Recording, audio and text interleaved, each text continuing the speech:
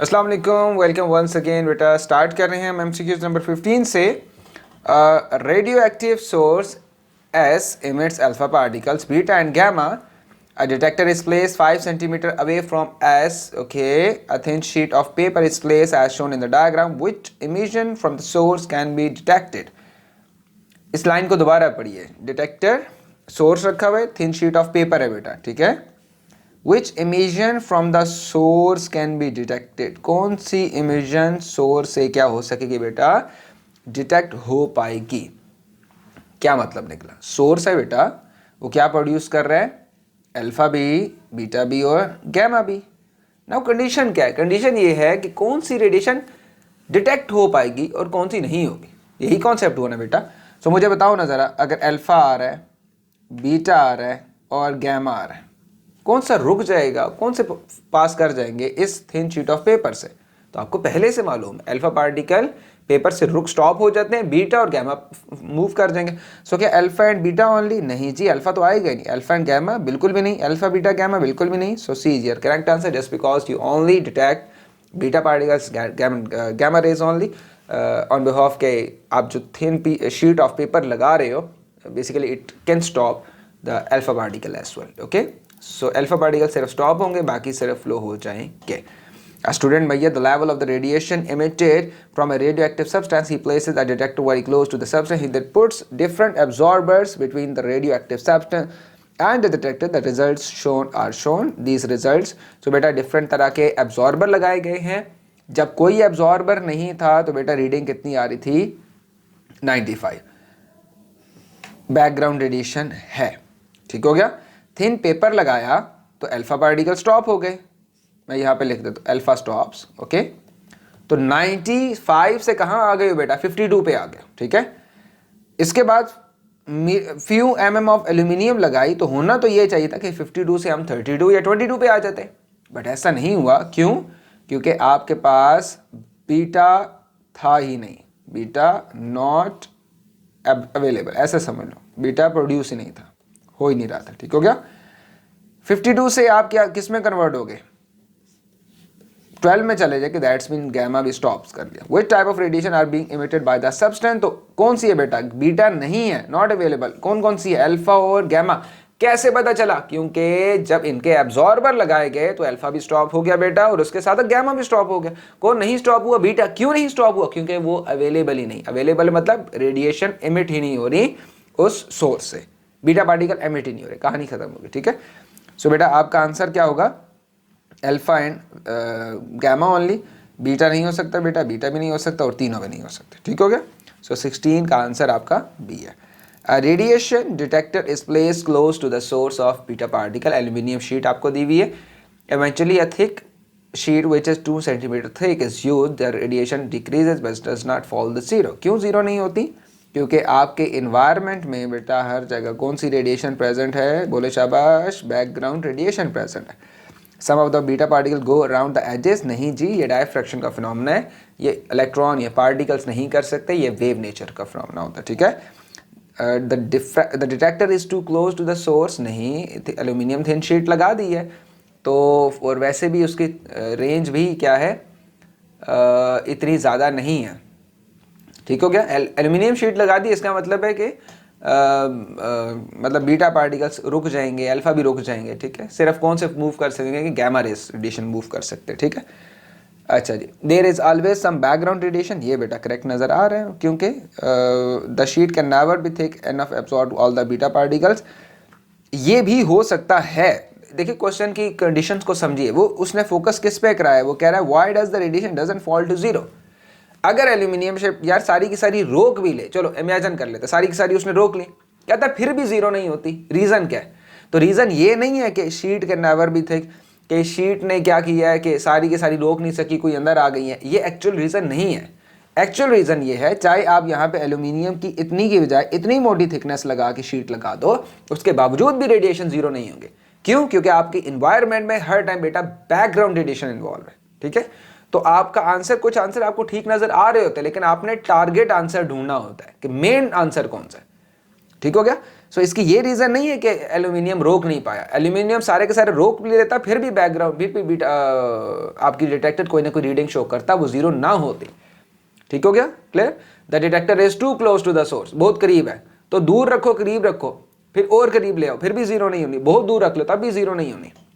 बात समझ आ रही कि नहीं आ रही? क्यों? क्योंकि हर टाइम बैकग्राउंड रेडिएशन आपकी प्रेजेंट है। ये असल कहानी है। ओके, ये मैंने बेटा करवाया था हाफ लाइफ में मेरे ख्याल से, और इसको ज़रा आप खुद कीजिएगा, मेरे ख्याल से खुद कर लोगे तो ज़्यादा बेहतर। वीडियो पॉज करके खुद ट्राई करो बेटा, ये हाफ लाइफ का है। और अब मैं इसको कर देता हूँ। आई होप सो कि आपने ट्राई कर लिया होगा। बैकग्राउंड रेडिएशन कितनी है बेटा? 20 काउंट्स पर मिनट। स्टार्ट कहाँ से कर रहे हो? 1000 से। What is the count rate 10 minute later? और हाफ लाइफ भी कितनी दी हुई है? 10 मिनट दी हुई है बेटा। सो मैं इसको क्या कर लेता हूँ, 1000 में से बैकग्राउंड निकाल देता हूँ। 1000 minus 20, so you will get 980। 980 को बेटा 2 से डिवाइड करेंगे तो आई गेस 490 आपका आंसर बनेगा। एग्री? ठीक हो गया। और फिर अच्छा, अब ज़रा ध्यान से देखिएगा। अब बच्चे फ़ौरन क्या करते हैं, एक हाफ लाइफ निकाली, फ़ौरन से इसको क्लिक कर देंगे, इस वाले को क्लिक कर देंगे, जो कि गलत हो जाएगा। क्यों गलत होगा बेटा? बहुत ध्यान से देखना है आपने। What is the count rate 10 minutes later? Count rate कहाँ आता है? काउंटर पे आता है। तो क्या काउंटर आपको बैकग्राउंड निकाल के आंसर दे रहा है? नहीं, वो तो बैकग्राउंड इन्वॉल्व करके दे रहा है। आपने इसलिए माइनस किया जस्ट बिकॉज कि आप करेक्ट हाफ लाइफ निकाल सको। और वो कितनी आ गई? 490। क्या 490 काउंटर पे शो हो रही है? 490 काउंटर पे तो तब शो होती ना बेटा जब बैकग्राउंड होती ही ना। अभी तो बैकग्राउंड है, इसका मतलब है 490 को अगेन प्लस करोगे बेटा 20 से। Now your answer is C which is 510। So आपका ये आंसर भी गलत, ये भी गलत, ये भी गलत। ठीक है, इस क्वेश्चन को जरा बार बार रिपीट करके देख लीजिएगा। मैं फिलहाल आगे चलता हूँ। बस आपको करना क्या है, आपको पहले भी माइनस करना और बाद में दोबारा ऐड कर देना। In a cathode ray tube a hot tungsten cathode releases particles by the thermionic emission. What are these particles? Thermionic emission बेटा क्या होती है, जरा प्लीज ध्यान से देखना है आपने। थर्म कहते हैं, ये थर्म कहते हैं हीट को, आयनिक कहते हैं आइंस प्रोड्यूस होना। और कौन से आइंस मूव कर सकते हैं या प्रोड्यूस हो सकते हैं बेटा? वो एक ही तरह के आइंस हैं जो कि होते हैं इलेक्ट्रॉन्स होते हैं। तो सॉलिड्स में कभी पॉजिटिव चार्जेस बाहर नहीं निकल सकते, ये बात याद रखिएगा, ना फ्लो कर सकते। क्यों? क्योंकि वो एटम के अंदर बैठे हुए प्रोटॉन्स होते हैं। Atom on the whole treat ऐसे हो रहा होता है जैसे पॉजिटिव आइन होता है, इलेक्ट्रॉन की डेफिशिएंसी की वजह से। तो एटम मूव नहीं करते, सॉलिड्स की बता रहा हूँ। हॉट टंगस्टन कैथोड है बेटा। मैं कोई फिलामेंट बना लूँ तब भी आपको बहुत लॉजिक समझ आ जानी चाहिए। तो हो क्या रहा है, जब इस मटेरियल को हद से ज़्यादा हीट करते हो बेटा, तो ये हीट इतनी ज़्यादा हो जाती है कि ये इलेक्ट्रॉन्स को बाहर पुश करना शुरू हो जाता है। इसको थर्मियोनिक एमिशन कहते हैं। So what are these particle? जो कि थर्मियोनिक एमिशन से बाहर निकलते बेटा, इलेक्ट्रॉन्स निकलते, और कोई पार्टिकल्स बाहर नहीं निकल सकते। क्लियर हो गया? हॉट टंगस्टन कैथोड है, वो क्या करती है? रिलीज करती है पार्टिकल्स को। क्यों पार्टिकल को रिलीज करती है? जब हद से ज़्यादा हीट देते हो, उससे क्या होता है? बॉन्ड ब्रेक होते हैं, इलेक्ट्रॉन को फ्री करके निकाल दिया जाता है। ठीक है, okay. The next one is which a radioactive nucleus radon decays into the two stages to prove। Okay, so 220 से बेटा क्या बन रहा है आपके पास? 212 बन रहा है। 86 से क्या बन रहा है आपके पास? 82 बन रहा है। सो which two particles are emitted in this process? कौन से दो पार्टिकल्स इमिट हुए हैं? मैं एक दफ़ा दोहराई देता हूँ बेटा। अल्फा डिके है, उसमें क्या होता है, जरा प्लीज़ ध्यान से देखिएगा। अल्फा डिके में आपके पास क्या बनते हैं? दो प्रोटॉन्स, 2 प्रोटॉन्स एंड 2 न्यूट्रॉन्स बाहर निकल जाते हैं। ठीक है। बीटा डिके में क्या होता है?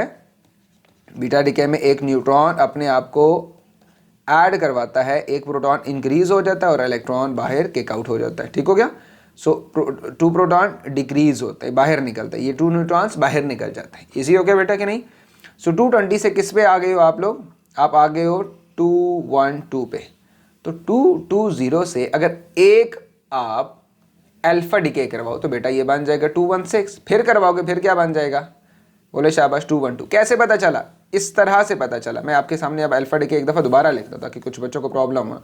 आई होप सो कि ये चीज़ तो बेटा अब आपको आती होगी। ठीक है। सो फॉर एग्जांपल अगर मेरे पास ये है 234 है, 239 कर लो, ये चलो 100 कर लेते हैं, आसान कर लेते हैं। 100 और ये क्या है 90। इसके ऊपर अगर अल्फा हुआ है बेटा, सो अल्फा के बाद ये वाई बनेगा प्लस हीलियम न्यूक्लियाई बनेगा, जिसका 4 इधर होगा 2 इधर होगा। ऑल राइट, ठीक हो गया। सो 4 अगर इसमें से माइनस करोगे बेटा ये क्या बन जाएगा 96, और नीचे क्या बन जाएगा 2 माइनस करोगे तो ये बेटा बन जाएगा 88 बन जाएगा। I hope you get the answer. Okay, so आपको क्या करना है 4 किससे माइनस करने हैं, -4 ऊपर मतलब दैट्स मीन एटॉमिक मास से माइनस करने हैं या प्रोटॉन प्लस न्यूट्रॉन अमाउंट से माइनस करने हैं।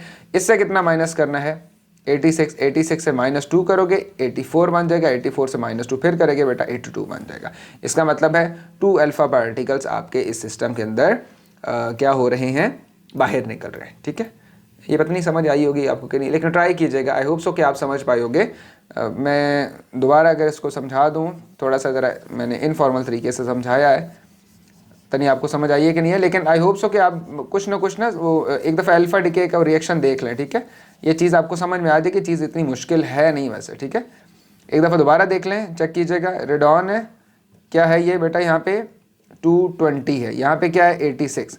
तो आप हीलियम न्यूक्लियाई जब बनाते हो तो अल्फा डिके जब करवाते हो तो अल्फा डिके में आप ऊपर वाले में से कितने माइनस करते हो बेटा, ये लें He42 है ना, तो ऊपर वाले में से 4 आप माइनस करते हो। तो जब 4 माइनस करते हो तो नया जो भी चीज़ बनेगा, यहाँ पे कोई भी कंपोनेंट बन सकता है, एलिमेंट बन सकता है। ऊपर में से 4 माइनस करोगे तो ये क्या बन जाएगा 216 माइनस, इसमें से भी 2 माइनस करोगे बेटा तो ये क्या बन जाएगा 84। इससे दोबारा क्या बन जाएगा, आप पी बना लोगे। Okay, just wait, P okay, lead बन जाएगा। -4 ऊपर में से करोगे आप तो ये क्या बन जाएगा 212 बन जाएगा। इसमें से -2 करोगे बेटा तो ये क्या बन जाएगा 82 बन जाएगा। आई होप सो कि अब समझ में आ गई होगी, लेकिन चलें। Use number 21A, the scientist needs to use a source of gamma rays as safely as possible. तो इसमें बेटा आपके पास क्या लिखा हुआ है कि which action will not reduce the amount of radiation that reaches to the scientist. ये हाईलाइट मैंने कर दिया वर्ड, कौन सा एक्शन नहीं रिड्यूस कर सकता अमाउंट ऑफ रेडिएशन को जो कि साइंटिस्ट तक पहुंचेगी। ठीक है, keeping the distance between the source and the scientist as large as possible. तो जितना दूर रखोगे अब सोर्सेस को अपने आप से या साइंटिस्ट से बेटा, तो थोड़ा सा कमी तो होगी ना, उतनी हमें बेहतरी होगी। हम एक प्रिकॉशंस यूज कर रहे हैं जो कि अच्छी बात है। जितनी रेडिएशन से दूर रहेंगे हमारे लिए इफेक्टिव रहेगा। सो ये तो ठीक है, ये इससे हम रिड्यूस कर सकते हैं। हम वो ढूंढ रहे हैं जो इससे हम नहीं कर सकते। Keeping the temperature of the source as low as possible, तो ये रीजन है जस्ट बिकॉज कि radioactive does not depend on the temperature. तो टेम्परेचर बेटा जितना मर्जी लोग रखोगे आपका लिए इफेक्टिव नहीं रहेगा। तो मेरे ख्याल से ये नॉट के साथ ये ऑप्शन आ सकता है कि ये बेशक करो ना करो, आप पे रेडिएशन पे कोई इफेक्ट नहीं पड़ेगा। Keeping the time for which the scientist uses the source as small as possible, बिल्कुल ये बचा सकता है, क्योंकि साइंटिस्ट की बॉडी ने डोजेस को, रेडियोएक्टिव डोजेस को एब्जॉर्ब करना है। तो जितना कम टाइम वो वर्कआउट करेगा इसके साथ सोर्सेज के साथ, रेडियोएक्टिव सोर्सेज है, उतना उसके लिए बेहतर होगा। Placing a lead screen between the scientist and the source, ये भी अच्छी बात है कि अगर आप लेड स्क्रीन को बीच में रख देते हो, क्योंकि लेड स्क्रीन जो है वो बेसिकली एब्जॉर्ब कर लेगा। So I guess B is your correct answer. Correct answer मतलब ये इफेक्टिव नहीं है। ठीक है, atomic nucleus decreases by 1 more radioactive process. Atomic nucleus decays 1 or more radioactive process which causes the proton number decrease by 1। थोड़ा सा tricky है बेटा, ज़रा ध्यान दीजिएगा। हीलियम में अल्फा में क्या होता है, प्रोटॉन नंबर डिक्रीज हो जाते हैं, प्रोटॉन डिक्रीजेस बाय 2। बीटा में क्या होता है, प्रोटॉन इंक्रीजेस बाय 1। कैसे पता चला, न्यूट्रॉन डिसइंटीग्रेट करता है अपने आप को, किस में, इलेक्ट्रॉन में। प्रोटॉन न्यूक्लियस के अंदर रह जाता है, इलेक्ट्रॉन किक आउट हो जाता है, न्यूक्लियस से बाहर निकल जाता है। ठीक हो गया। सो इसका मतलब अगर ये दो इकट्ठे हम करवाएं, अल्फा बीटा करवाएं, तो इसका मतलब है अल्फा फॉलोड बाय बीटा। तो आपका एक में 2 प्रोटॉन लॉस होंगे, तो अगले में इसी एलिमेंट को एक और मिल जाएगा। ठीक है, 1p। तो टोटल कितने का लॉस हो जाएगा, 1 प्रोटॉन का लॉस हो जाएगा। ठीक हो गया बेटा। So 22 alpha decay followed by the beta decay, I guess A is your correct answer. Okay जी, लास्ट है radioactive source emits 3 types of radiation, R, S and T. The diagram shows an experiment set up to study the penetration properties। जी बेटा, तो paper से रुख हो रहा है, तो R अल्फा पार्टिकल है, मेरे ख्याल से ये मुझे समझाने की ज़रूरत नहीं है। S बीटा पार्टिकल है और ये गैमा। वेट कुछ मिस्टेक कर गया, मिस्टेक, सॉरी। A R क्या है, अल्फा पार्टिकल है, तो ये भी गलत हो गया, ये भी गलत हो गया, या ए ठीक हो गया या बी ठीक हो गया। एस क्या है? एस है आपके पास gamma particle, so B is your correct answer, ठीक है। और टी जो है वो, तो आई होप सो स्टूडेंट्स आपके लिए ये चीज़ इफेक्टिव रही होगी। इसको एक दो दफ़ा ट्राई कीजिएगा। आंसर्स की मार्किंग स्कीम से मैंने आंसर सेलेक्ट करके यहाँ पे पेस्ट कर दिए। आंसर चेक कर लीजिएगा, कोई मिस्टेक तो नहीं है। अगर कोई मिस्टेक हुई तो बता दीजिएगा कमेंट सेक्शन में। कोई एमसीक्यू समझ ना आए तो कमेंट सेक्शन में बता दिएगा। कोई क्वेश्चन सॉल्व करवाना चाहो तो वो भी आप बता सकते हो। कहाँ बता सकते हो? कमेंट सेक्शन में बता सकते हो। और इंस्टा में मैसेज कर दीजिएगा, मैं फिर उसकी वीडियो वगैरह बना के अपलोड करके आपके लिए आसानी कर दूँ। Okay okay, so take care, अल्लाह हाफिज़। इंशाल्लाह कुछ पास्ट पेपर सॉल्व करते हैं इस वीडियोस के बाद, तो इंशाल्लाह फिर उसमें मिलते हैं। Thank you so much, take care, अल्लाह हाफिज़।